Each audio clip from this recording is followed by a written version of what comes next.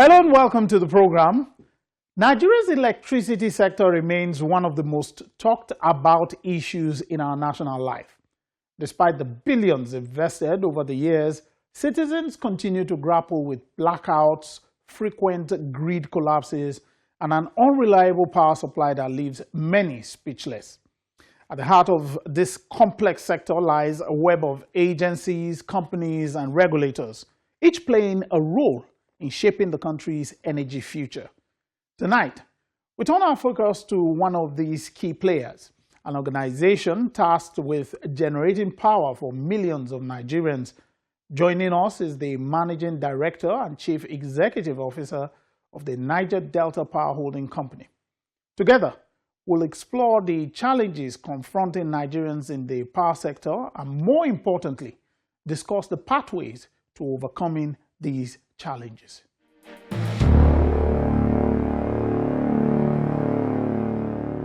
Thank you very much for being our guest on Newsnight. Thank you very much, Mr. Larry. It's my singular honor and privilege to have you share our space with us. We're thrilled to be here, and we're looking forward to hear more about what you do. So maybe we could start from there. What do you do at the Niger Delta Power Holding Company? Thank you very much. Good question, because a lot of Nigerians don't seem to know who we are and what we do. So the Niger Delta Power Holding Company was incorporated in 2005, and it was incorporated as a special entity to drive and implement the very ambitious National Integrated Power Projects, the NIPP, which was conceived by President Olusegun Obasanjo, former President Olusegun Obasanjo. And so it was conceptualized, to be able to ramp up our power generation, as well as scaling, bridging transmission and distribution, the associated transmission and distribution infrastructure gaps. So the NIPP, under the NIPP, this is 20 years under the NIPP now, and in 20 years we've built 10 power plants across 10 states. We have one in Calabar, we have one in Adighije in Abia State, we have one in Sapele Delta State, we have one in Ihovo, Edo State, we have in Omotosho in Ondo State, we have Olorunshogo in Ogun State, we have Girigu in Kogi State, we have Egbema in Imo State, Omoku in Rivers State, and then we also have Bahrain in Bayelsa State. So these are the 10 power plants that we've built, and so far 2 of the power plants are still under construction, but we have 8 that have been commissioned, although out of the 8, 6 are commercially operational, because we have outages in those 2 power plants, which is in Bayelsa and in Adighije. So yes, we have 6 commercially operational power plants that are functioning optimally. And so that's, but beyond power generation, like I said, we've also done quite a bit in transmission. In the transmission subsector, we've supported TCN very significantly.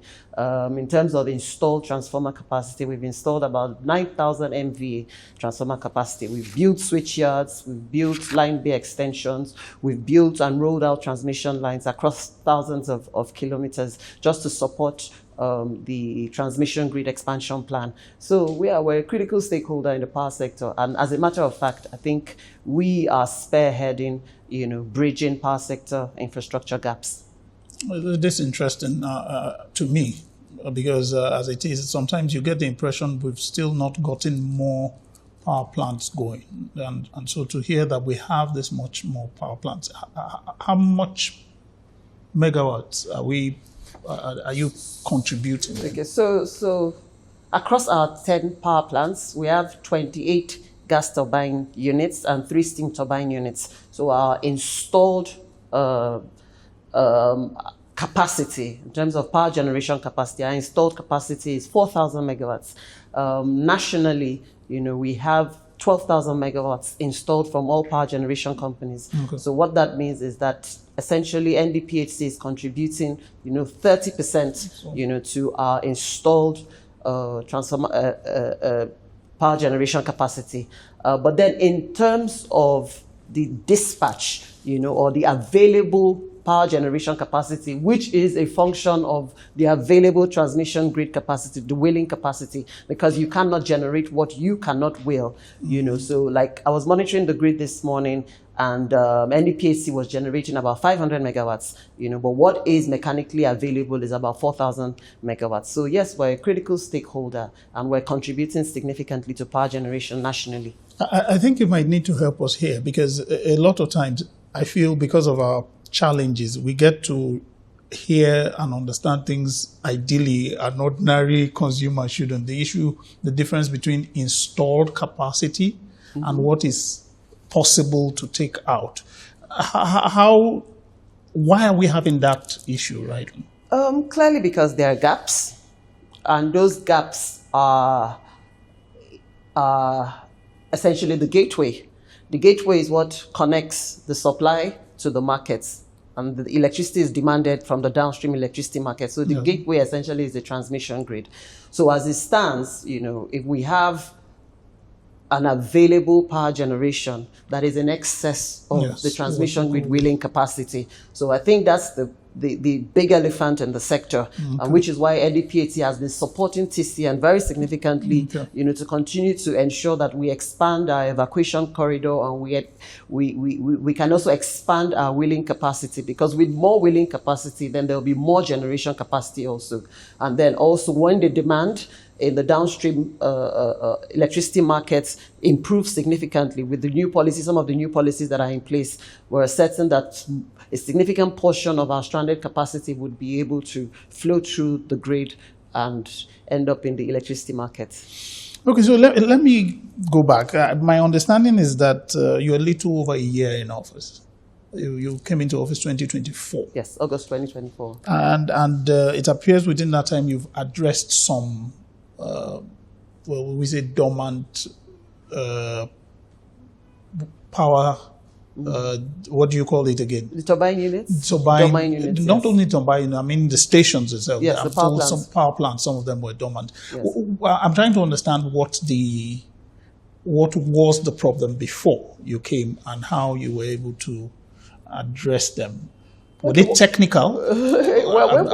When we came on board, we were very clear with our vision, and we anchored our vision on optimization of the performance of our power plants. And so that being said, we came up with a robust recovery plan, for recovering our units where we had forced outages, or where we had outages generally. And so in the first few months, we recovered one unit in Calabar, GT4 in Calabar, where we were supported by the OEM, General Electric.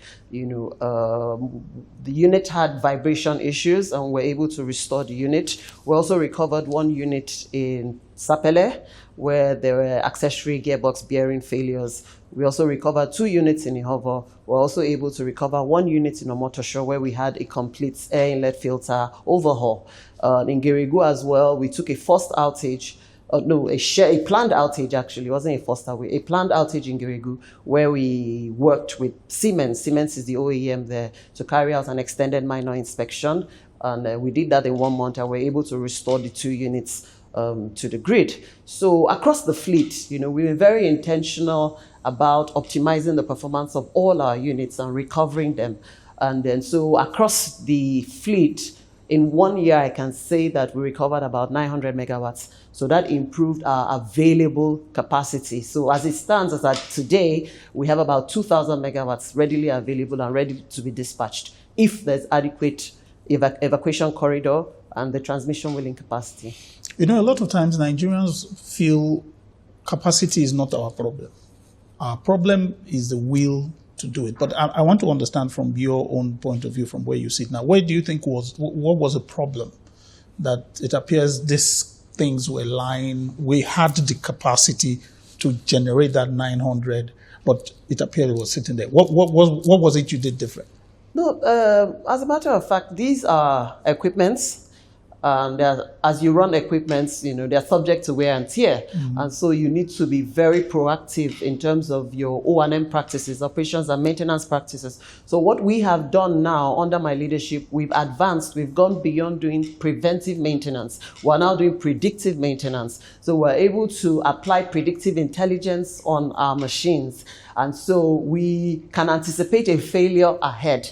And that way we're able to run our units, and we're able to actually run them at a lower cost, and we're able to run them even more efficiently. So it requires a lot of will, like you said, technical will, and also with the support of my team on ground. I have a fantastic team on ground, and as the management, we're really, really committed to giving them all the support and all the enablers to ensure that they thrive on the jobs.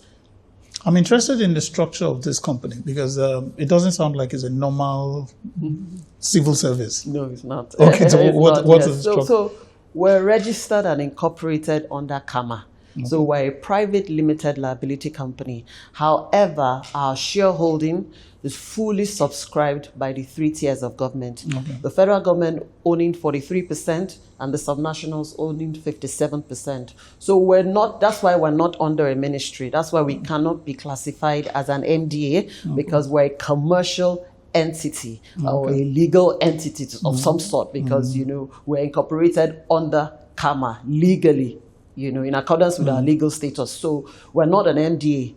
Right, so we're a limited liability company. What brought this to my mind is when you were saying you're doing preemptive,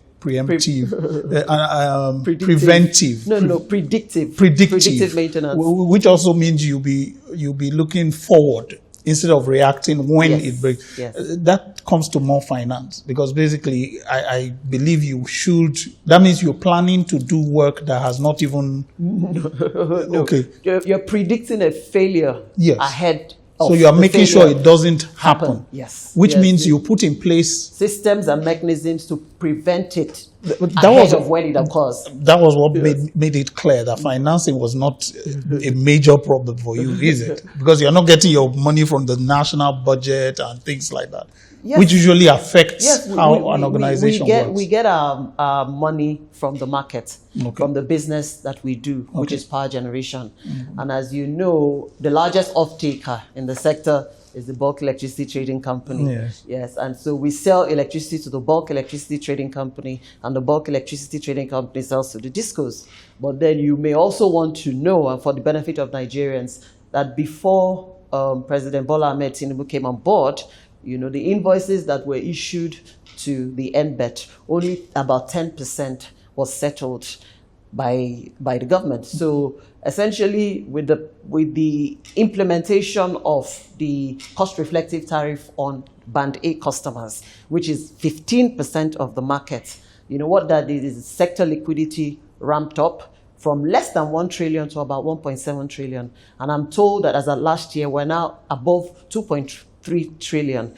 And so what that did for us also, the settlement rate improved. So went up from 10% to 30%. So on our invoices now, we're getting about 30% as against 10%. So somehow it's also improved our cash flow. And we're able to, take prudent courses of actions to ensure that, we keep afloat. I'm wondering, you're the first female CEO. Beyond the symbolism of whether it's male, female. You have an engineering background. Yes. How much has that helped you in this, in getting your work done and changing the direction of the company? Of course, it helps a lot, but being CEO, it goes beyond having the vast technical competencies. You also have to have leadership skills. You also have to have people management skills. A significant part of the job has to do with managing stakeholders and all of that. Yes, technically, yes, I had what it took for the job. And I want to also thank Mr. President. Let me use this medium to thank Mr. President, because this is a male-dominated, field and sector, and it's very rare to find a young woman, at the helm of affairs of such a pivotal entity. So I want to thank Mr. President for believing in me. In spite of the stereotypes and biases and all of that, he looked beyond all of that and, found me worthy. And so I'm privileged, and this is an opportunity that I'll never take for granted. I would like to understand from you, a lot of the power plants, you say, or some of them are gas. All are gas. Yes. All. And we've been having this issue of gas shortage, gas challenges. In short, it's been the reason given for a lot of problems when it comes to the issue of generating. How are you addressing that? But first, maybe you from your background, because you're in the back. Yes. What is our challenge with gas? Okay, clearly we need to bifurcate the issues. There's gas supply constraints, but then again, I think the most significant challenge that we face is having the liquidity to procure gas on a prepayment basis.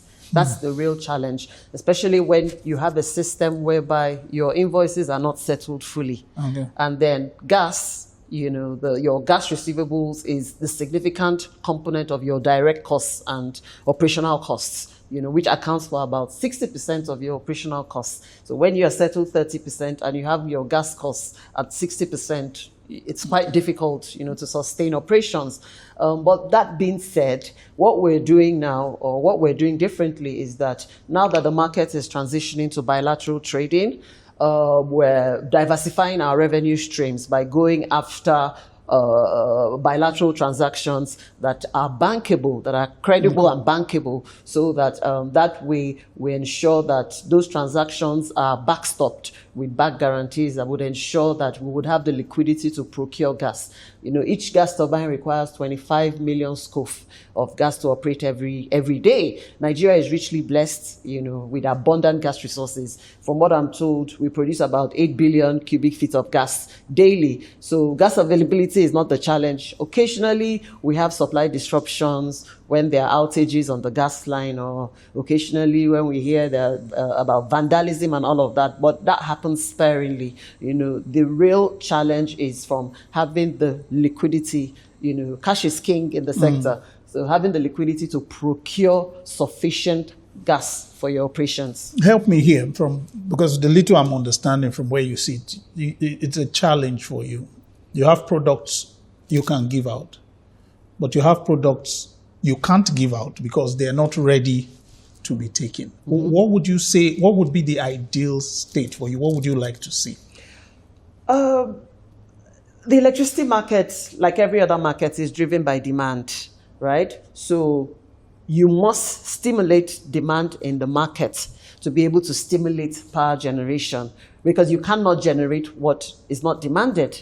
And the government has put some measures in place that I believe would help, to address the losses and the inefficiencies in the market, the billing losses, the collection losses, with the metering initiatives, for instance. I'm believing that, collection efficiency would improve and billing efficiency would improve. And once we have those improvements, the demand would also improve. And when the demand improves, then we'll be able to unlock, a significant part of our stranded capacity. When you say demand here, you're talking from the disco? From the market, yes, from the discos. Because Nigerians are desperate for electricity. From the discos. Yes. And then I'm wondering, we seem to be having this issue with the transmission for so long. What makes it continue to be a challenge? Quite frankly, investments need to be made. Investments need to be made. And I would say that the greatest beneficiary of the NIPP as at date is TCN, because we've contributed so much, in supporting them to expand their network. Outside your... Yes, outside our core mandate, but we're also an interventionist agency, so we can carry out interventions across the entire value chain, from power generation to transmission to distribution. So investments really need to be made in the sector. But for us to be able to attract those investments, the sector needs to be credible and bankable. And so that's why I'm in support of decoupling subsidy from the tariff, because when we're able to decouple subsidy from the tariff and apply subsidy, I'm in support of subsidies fully, but I just believe that it can be done more smartly. In countries where their power sector is stable, that's the way it's done, that's the way to go, and because without accountability, even the most noble intentions can be compromised, and that's what we're seeing. I'm in support of subsidies, but I believe that it should be decoupled from the tariff, and then a cost-reflective tariff should be applied across all bands. Okay. But you need to help me understand that a little better. You say smart. Well, how did you term that? Smart means of, applying subsidies. Subsidy. How would that go? It can be done through metering. It can be done through discounts, but it just has to be done accountably. And targeted at the people the right people, yes, the right people that deserve those subsidies. Okay. I like where you're coming from, even though that issue of that band A and all the subsidy issue, it's something that a lot of people, when it's mentioned, they get very up in arms. But I want to understand from you. I know the president, when he came in, President Tinubu came in, one of the things he did was try to decentralize the issue of even how power goes. So he's giving states autonomy. Yes. How is that looking so far? It's looking very good. Because that could open up other markets. It's looking very good. And the Electricity Act now encourages the states to participate. Yes. So you see a lot of subnationals now approaching us. They want to partner with us. They want, to commercialize the assets that we have built in their states, jointly with them. We're currently discussing with Ondo State government. We're discussing with Imo State government. They want us to be able to fully commercialize our assets, our distribution assets in their states. And we're also looking at transmission, how we can also carry out transmission projects in their states that would enhance power supply and extend power supply to the undeserved. But what timeline are they looking at? Because it seems we're not hearing much. No, we're working, but we're moving in the right direction. You must also understand that there are a lot of, regulatory bottlenecks that must be overcome, even at the state level, and even at the federal level, considering that we are licensed by the federal regulator, NERC, and so we're also guided by NERC regulation. So these are some of the bottlenecks that we experience. But I believe that the right frameworks, we're putting in place the right frameworks now that would ensure that we can, have good partnership with the states that will be beneficial to us. In your opinion, as a business person from your end, and I'm sure obviously you understand how power is across the world, are you satisfied with the tariff the way we have it? I wish we could get more. Considering the fact that, gas is expensive. Gas is priced in US dollars. For hydro gencos that do not rely on gas, it might not be so impactful. But for us, we rely on gas. Gas is priced at about $2.5 per MMBTU. And if you're consuming 25 million scoff per day on one unit alone, you can do the math across the entire fleet. So gas is really costly, and we're hoping that the tariff can be reviewed to ensure that we can just have some better headroom to make better profits. And for a lot of us, we felt that was what that band this thing was supposed to address, in the sense that those that can take the load should pay more for it. Absolutely. But it appears we still haven't gotten that right. So when we talk about increase in tariff now, people will be like, no. How much subsidy would you say we're still carrying now? Subsidy because I know that subsidy affects even the discourse, which comes back to you people. Yes, so as of May last year, I know that the government's indebtedness to power generation companies stood at about 4 trillion. Probably as a date, it might be 5 trillion. But I also want to commend Mr. President, because efforts have been made to settle these, and these are legacy issues, But Mr. President made a commitment to us, and he fulfilled that commitment. The Ministry of Finance went to the bond market, and the bond issuance has been done and, pretty much settled.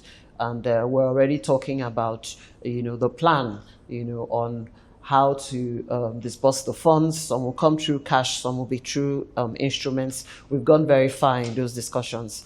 And so that would go a long way, to support and enhance our liquidity. And then, of course, we will ultimately, we will settle our gas suppliers, who we also pass on the burden to.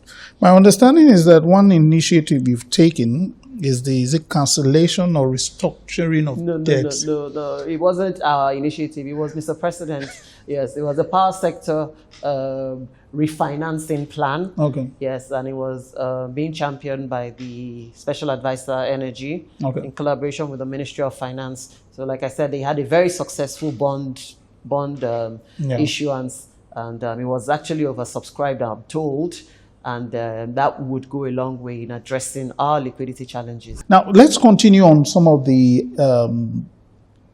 I think I would like to call them what you've called them, achievements from the 1 year or little over 1 year. I came across this issue of the recovery of 110 containers that were abandoned, from what I heard, on a port for nearly a decade. Can you tell us about that? It was actually 110 containers and 216 packages of different sizes.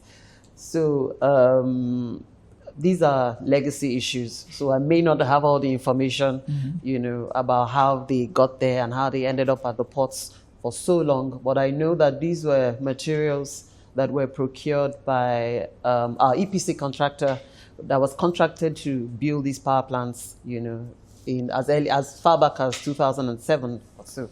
So the cargoes were left at the port, but like I mentioned earlier, when we came on board under my management, we were very serious about asset recovery, debt recovery, and recovery of dormant capacity. And so on asset recovery, we worked with the Nigeria Customs Services. They provided so much support for us, to identify these abandoned cargoes and containers across all the ports, and then we found the 110 at Onne and 216 packages, and then the Comptroller General of Customs very graciously, gave us a waiver, and we're able to recover those containers. We haven't recovered all; we're still recovering, but it was a major milestone for us. And these are equipments, worth millions of dollars. What millions of dollars that we have recovered and that we can now utilize for the completion of those ongoing projects that I had mentioned. When I read that, it blew my mind. I was like, how do you get equipment in and it stays at the port for 10 years? Like I said, there were legacy issues, issues with the EPC at that time. And then I think at some point also there was even litigation and all of that. So it wasn't deliberately abandoned. Okay. It wasn't deliberately abandoned. But, under my leadership, we were very tenacious about recovering it. And it required a lot of institutional coordination. And so we worked with the customs. And the chairman of our board also, His Excellency the Vice President, also gave us a lot of support to ensure that we settled our debts with the port, the terminal operator. You said there's still some left to clear. Yes, we're still clearing them. We're still in the process of recovering them. Is it possible there are still some to find? Probably, probably. But wherever they are, we'll find them and we'll recover them. I want to understand from you, I know right now the country is also pushing towards renewables and all that. I don't know. Are you thinking of diversifying? It has always been in the master plan of the NIPP to transition to renewables. Okay. As a matter of fact, the execution of the NIPP Phase 1, which was the 10 gas-fired power plants, was supposed to be done over a period and privatized for us to go into or transition into the NIPP Phase 2, which is power plants from renewable energy sources. So the Phase 1 was supposed to be gas-fired power plants, and then the Phase 2 power plants fired via renewable sources. And under my leadership, we're going ahead with NIPP Phase 2. Okay. So we're developing a concept for a solar power plant targeting an industrial cluster or industrial clusters in Kano, one in Chalawa, one in Dawanu. And we're currently working out, the concept at this stage. We're also looking at the possibility of partnering with Kano Disco because they've already expressed interest to offtake the entire output of the power plant. So these are on a go-forward basis, this is where we're looking to channel our resources and investments into commercially viable projects in industrial clusters.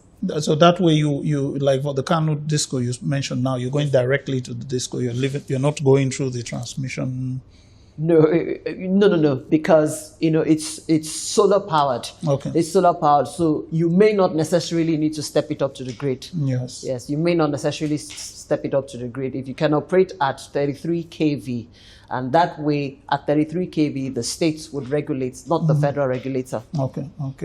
From your perspective, because I know that we're talking with. I've forgotten who we're talking to in the power sector, and he mentioned that this method we're doing now, where we have one transmission grid, yes, national grid for a country as big as we are, it's even across the world is becoming outdated. From where you sit, what suggestion would you, or what do you look at? What do you see? We clearly recognize transmission grid constraints as one of our greatest limitations. And that's why I said on a go-forward basis, the projects that we want to dedicate resources to that are targeting, bankable projects targeting customers, as much as we can, we would love to, go around the transmission grid. We don't want to depend on the grid, because of the disruptions and, the inefficiencies that come with that. So the projects that we're conceptualizing now, are projects that we can go directly to the customers or go directly to the discos, and then they can offtake the electricity from us without being dependent on the grid. I just remember now, I'm curious, your own power stations, how do you get your gas? Because I remember one of the problems we have is even gas. Okay, but when the NIPP was conceived, yes, when it was conceived, it was very well thought out, because the power plants are sited in close proximity to gas resources. Okay. So you just need to do infrastructure, maybe gas supply piping, a few kilometers, and you can get access to gas. So you do that by... we invested in the gas supply infrastructure.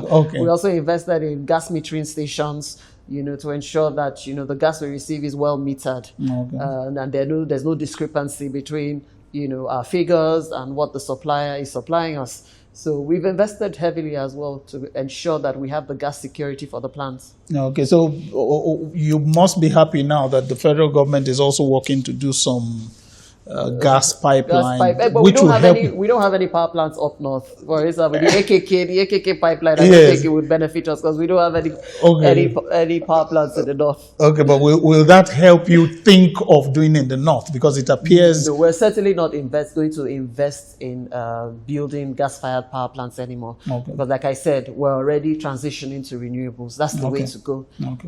And we are actually expected to diversify our power generation mix. So we would not be investing in gas-fired power plants. But now you mentioned solar. Yes, is that the only way? Is renewable or mini hydros? Wind possibly. Okay. Well, we have that issue with wind. It seems in this country we've abandoned. We started one in Katsina, and then it looked like we'd never completed it. Talk to us about your Light Up Nigeria project. Okay. The Light Up Nigeria project, was a concept that was done by the previous management, my predecessor, and his team, and it was such a laudable concept.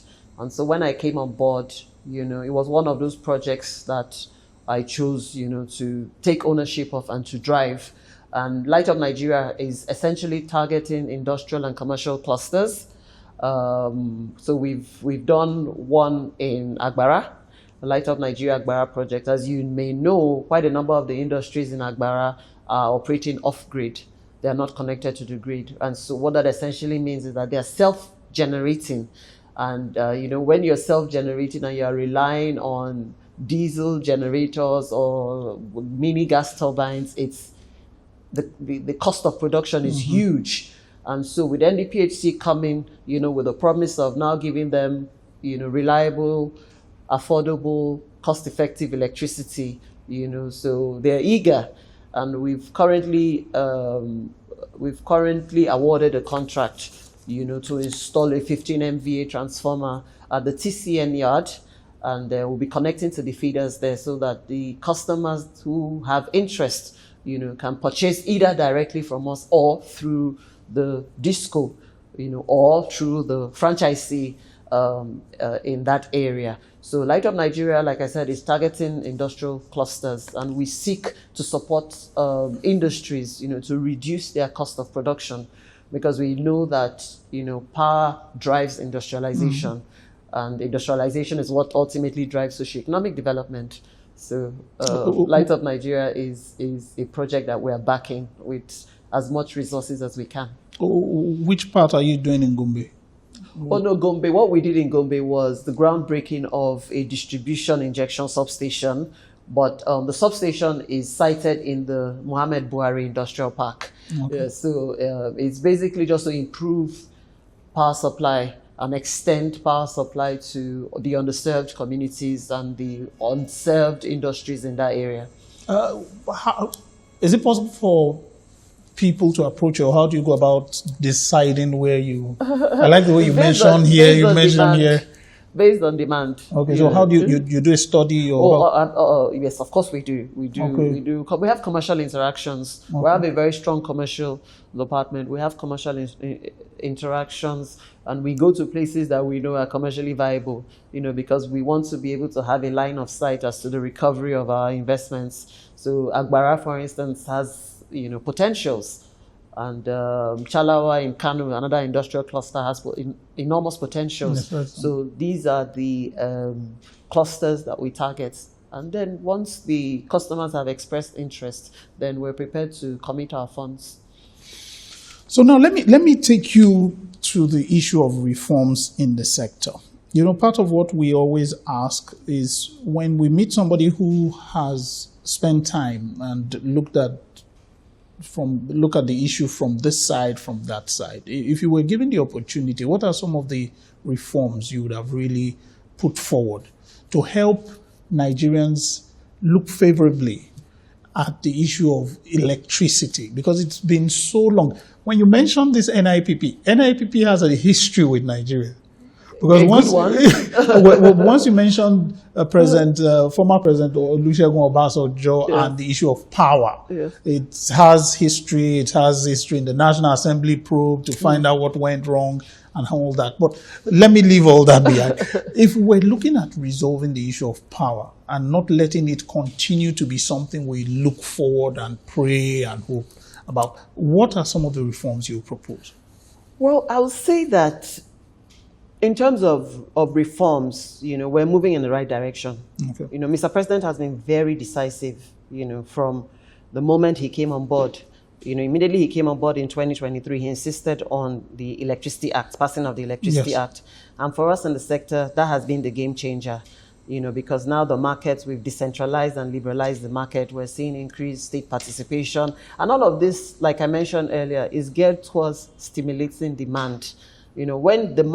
When we can stimulate demand, then we can also ramp up generation, provided there's the willing capacity, transmission willing capacity. And also with addressing the liquidity crisis in the challenge.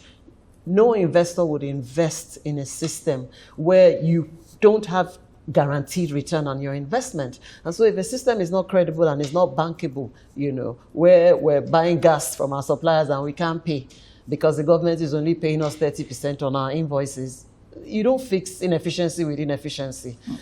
So the reforms are quite laudable, and reforms are the end product of cutting-edge policies, successful policies. So the right policies have been put in place. We just need to ensure that we sustain those policies to ensure that they manifest the desired outcomes that we want to see. And what are the desired outcomes? Increased investments so that we can scale transmission, scale our infrastructure, and also the consumers can also demand for more or utilize more electricity. So there's increased demand in the market. And then that way we have an optimal system. That's what we all want to achieve. The issue of metering, you had mentioned it before, and it's one way to achieve what you were talking about, that issue of returns and financing. I'm wondering why it appears we still have metering issues. We've had different projects of giving meter. What is the problem with meter? When it comes to metering, that is a downstream market distribution issue. Yeah. I'm a Genco. Yeah, I can't really speak to their challenges, but I know that government has made efforts, every effort. There's the MAP meter asset program backed by the World Bank. The meters are there readily available for the discos to utilize, and to give their customers for free. But we're still not able to utilize that optimally. We also have the PMI, the Presidential Metering Initiative. Mr. President graciously backs that project with 700 billion under the PMI. They're supposed to roll out, I think, 10,000 meters in 2 years, thereabouts. So that one is there. All of these initiatives are geared towards stimulating demand. They're geared towards having a market, an electricity market that is credible, transparent and accountable. So in terms of policies and reforms, we've been very bullish about it, and I think we are moving we are moving. As a matter of fact, we're at an inflection point in the sector because, we've never had such a positive outlook in the sector as we have under this administration. Okay, I was looking for a timeline. I see you've given me 2031. Now, as you sit here now, I want to understand what are the future plans outside. You've mentioned some of them, the issue of moving away from gas to renewables. But what else is the company looking forward for the future under your tenure?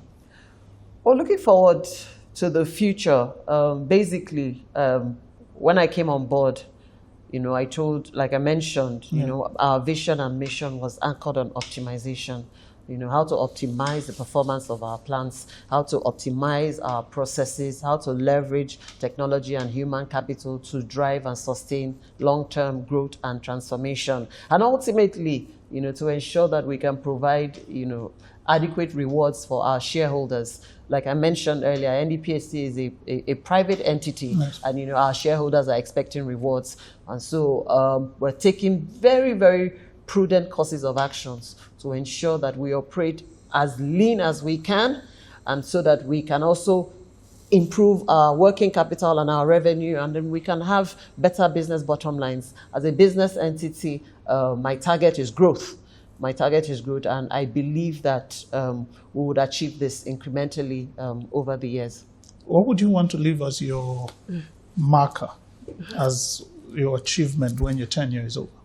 I just want to leave the company better than I met it, and I want to leave a company that truly every Nigerian will be proud of. Every staff, my shareholders, our stakeholders, we can all be proud of NDPHC when I'm leaving office. Thank you so much for having us and spending time with us. We look forward to when there will be light. And there shall be light. And there shall be light. Thank you so much. Thank you, Mr. Larry.